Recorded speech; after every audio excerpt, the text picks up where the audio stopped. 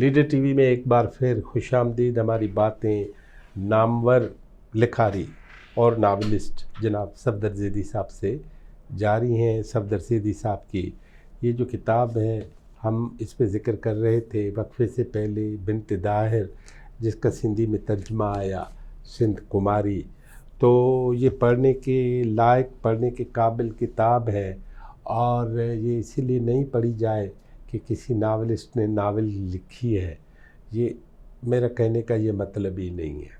میرا مطلب یہ ہے کہ کم از کم ہم 1% بھی اپنے دماغوں کو درست کر پائے، اور ہماری تاریخ جو ہے وہ تھوڑی جو پاؤں کے بجائے سر کے بل کھڑی ہے، اس میں تھوڑی بھی تبدیلی کرنے کی کوشش کی گئی اس کے پڑھنے کے بعد، تو ہم سمجھیں گے کہ مصنف نے ثواب کا کام کیا. صفدر صاحب مجھے یہ بتائے کہ اس کتاب میں، اس ناول میں، یہ جو عرب آئے ہیں، عرب تو آئے، عرب آئے اس کے بعد ہی یہاں اسلام آیا، ٹھیک ہے. اس سے پہلے یہاں ہندوازم نے آہستہ آہستہ بدھوں کے جو در و دیوار تھے وہ ہلانے شروع کیے تھے. ہندو اور ساتھ میں جین مذہب تھا. اب جین مذہب کا یا ہندوازم کا یا اس سے پہلے بدھزم کا، یا آپ ان تینوں مذاہب کو چھوڑ بھی دیں تو موئن داڑو جو ہے اس میں جو کمیونٹی سسٹم ہے، اور اس میں جو ذات پات کے سسٹم کے خلاف ایک مطلب پورے شہر کے لیے نظام ہے، وہ یکساں ہے. آہستہ آہستہ اس میں تبدیلیاں، اس میں دیواریں، اس میں حد بندیاں ہو گئی ہیں، اور ہر ایک چیز کی کانسٹیٹوئنسی ڈیفرنٹ ہو گئی ہے. لیکن آتے ہیں اس ناول پہ. اس میں جو 3 مذاہب ہیں، اس کے بعد اب عرب داخل ہوئے. راج کماری یا سندھ کماری کے ساتھ ان کا جو مکالمہ ہے، تو عرب اس وقت کیا سوچ رہے ہیں سندھ کے بارے میں، راج کماری اس کا تعارف کیا کرا رہی ہے. موہنجو داڑو سے شروع کر لیتے ہیں. موہنجو داڑو کو بھی نام شہر کا نہیں پتہ ہے ہمیں کیا تھا. اس تہذیب کو غلط سمجھا گیا ہے، اور جینزم کو بھی غلط سمجھا گیا. ہمارے اکثر لوگ سمجھتے ہیں کہ مہاویر سے جینزم شروع ہوا ہے، جبکہ مہاویر ان کا 24واں پیشوا تھا. میری کچھ اسکالر سے گفتگو ہوئی، اور خاص طور سے جین اسکالر سے، جنہوں نے اس ناول میں جینزم کے متعلق جو معاملات تھے انہوں نے بہت مدد کی. ان کی کیلکولیشن کے مطابق یہ ایک خیال ہے کہ جب موہنجو دڑو کی تہذیب اپنے عروج پر تھی، وہ 23ویں جینزم کے پیشوا کا دور تھا. تو شاید وہ جو پریسٹ ہے داڑھی والا، وہ جینوں کا 23واں پیشوا ہو سکتا ہے. لیکن جینزم جو تھا وہ عام لوگوں کا مذہب کبھی بھی نہیں رہا، اور آج بھی نہیں ہے. جینزم صرف بہت ہی مالدار لوگوں کا مذہب ہوتا ہے، نوبل پریکٹس کے لیے. مالدار نوبل ہونا ضروری نہیں، مالدار ہونا ضروری ہے، امیر ترین. تو یہی وجہ ہے کہ جینزم کے جو لوگ ہوتے ہیں وہ تاجر ہوتے ہیں، کیونکہ عام انسان اس کو پریکٹس نہیں کر سکتا ہے. مثال کے طور پہ جینی جو ہے وہ پھل کو اس وقت نہیں کھا سکتا جب تک وہ پک کر ٹوٹ کے نہ گر جائے. جینی مولی، پیاز، لہسن، گاجر، کوئی بھی ایسی سبزی نہیں کھا سکتا جو جڑ سے اکھاڑی جائے، کیونکہ جب اسے جڑ سے اکھاڑتے ہیں تو کیڑے مکوڑے مر جاتے ہیں. جینی اگر پہلے چلے گا تو روئی سے وہ فرش صاف کرے گا کہ کہیں کوئی چھپا ہوا کیڑا اس کے پیروں سے نہ کچل جائے، اور وہ ننگے پیر رہے گا کہ اگر غلطی سے کچھ لے تو مرے نہیں. اور پھر جینی جو ہوگا وہ بہت لمبے لمبے روزے رکھے گا، بعض دفعہ 6 مہینے روزے رکھے گا، بعض دفعہ پورے سال روزے رکھے گا، اپنے نفس کے تزکیے کے لیے، روحانیت کے لیے. تو عام انسان جو ہے وہ مطلب یہ امیر آدمی اس میں بھی یہ اخلاق ہے. اور تو وہ جو پرانا سندھ تھا اس میں اخلاق اور فلسفہ جین دیتے تھے، اور نیچے والے اخلاقیات سیکھتے تھے، لیکن وہ عام انسان تھے، ان کا مذہب کوئی نہیں تھا. وہ تعظیم کرتے تھے دریا کی، وہ تعظیم کرتے تھے سورج کی، وہ تعظیم کرتے تھے ہواؤں کی، اور جینی جو ہے وہ تجارت کو وہ کرتے تھے، وہ پیداوار دیتے تھے، اور جینیوں کے روابط جو تھے پورے عرب میں تھے. اور اس ناول میں دیبل کو ایک جین شہر دکھایا گیا ہے، اور اس میں جب عرب شب خون مارتے ہیں تو وہ ایک نہتے جینیوں اور ہندوؤں تاجروں کے شہر پر وہ شب خون مارتے ہیں، جن کے پاس کوئی چھری بھی نہیں ہوتی اپنے دفاع کے لیے. اور اس کا مقتل نامہ اس کتاب میں لکھا گیا ہے.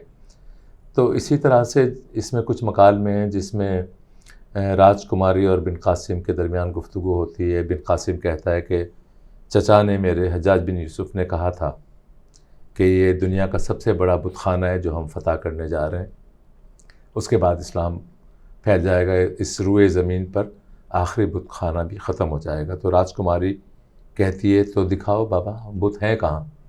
تو وہ کہتے ہیں ہاں بت نظر تو نہیں آ رہے ہیں، صرف دیبل میں تھے ایک مندر میں. تو وہ کہتی ہے سندھ کی جو اکثریت ہے وہ تو بدھا کے ماننے والوں کی ہے، اور بدھا کے نزدیک کسی بھی مورتی کا پوجنا گناہ ہے، تو سندھ تو بت پرست ہے نہیں. تو وہ کہتا ہے کہ یہ تو مجھے معلوم ہی نہیں تھا. لیکن افسوس یہ کہ آج بھی ہمارے بہت سارے ہم وطنوں کو یہ نہیں معلوم کہ سندھ کی بدھسٹ ٹریڈیشنز کیا تھیں. سندھ بدھسٹ تھا، سندھ میں کوئی ذات پات نہیں تھی. یہ سب جو ہم دیکھتے ہیں ذات پات سندھ میں بھیل، کولی، میگھواڑ، یہ سب بعد میں تخلیق ہوئی ہیں. سندھ کا اس سے کوئی حصہ نہیں رہا. تو اس مکالمے کا مقصد یہ ہے آپ کا کہ لوگوں کو اس زمانے کی اصلیت کی حقائق کے بارے میں آشنا کرنا ہے، اصل سندھ کو کھوجا جائے، اصل سندھ کو کھوجا جائے. بالکل. ویسے رکاوٹ کیا ہے آج؟ رکاوٹ جو ہے وہ ریاستی بیانیہ ہے. ابھی تو مجھے کبھی کبھی فیشن بھی لگتا ہے ریاست اور بیانیہ، اور مجھے تو کسی نے بھی تحقیق سے نہیں روکا. تحقیق سے اس طرح سے نہیں روکا جاتا ہے. تحقیق سے اس طرح سے روکا جاتا ہے کہ کوئی ایسا بیانیہ مشہور کر دیا جائے کہ وہ آپ کے عقیدے کا حصہ بن جائے. جب کوئی بیانیہ آپ کے عقیدے کا حصہ بن جاتا ہے تو پھر آپ سوچتے نہیں، تسلیم کر لیتا ہے. تو ہمارے ساتھ یہی ہوا ہے. نہیں، میں بتاؤں ایک، جی سر.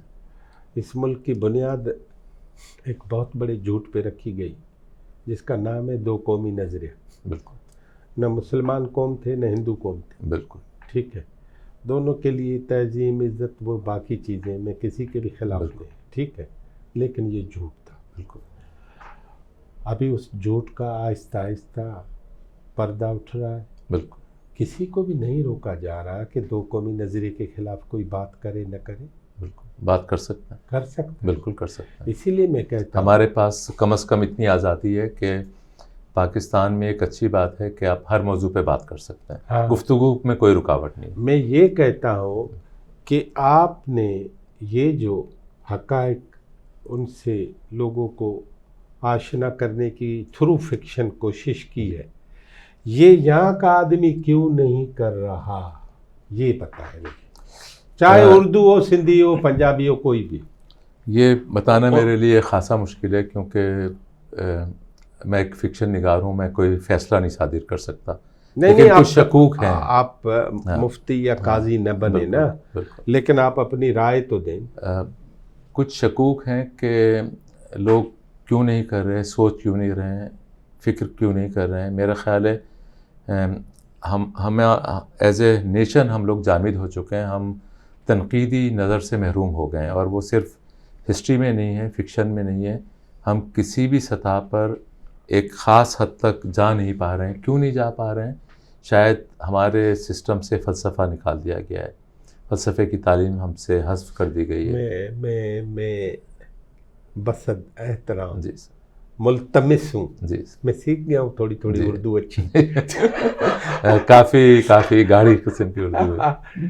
تو اگر ایک چھوٹی سی مطلب ہم یہ کریں، وقفہ لیں، اور یہ جو آپ نے کہا ہے جمود ہے اور جامد ہو گئے ہیں، اور تخلیقی طور پر، تنقیدی طور پر ہم اسی طرح نہیں جا رہے جس طرح دنیا جا رہی ہے.